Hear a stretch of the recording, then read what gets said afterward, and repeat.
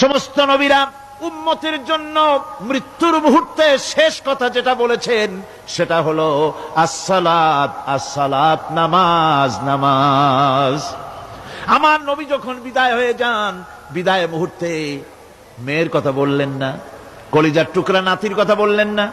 জামাইয়ের কথা বললেন না, স্ত্রীর কথা বললেন না, মৃত্যুর সময় শেষ কথা বললেন আসসালাত আসসালাত ওয়া মা মালাকাত আইমানুকুম, নামাজ নামাজ, আমার উম্মতেরা নামাজ,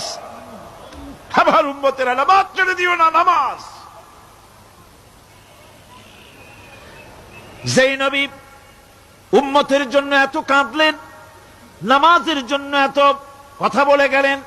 আল্লাহ রাব্বুল আলামিন নামাজের জন্য এত নির্দেশ করলেন, নবীজি ইন্তেকালের সময় নামাজের কথা বলে দিলেন, সেই মুসলমান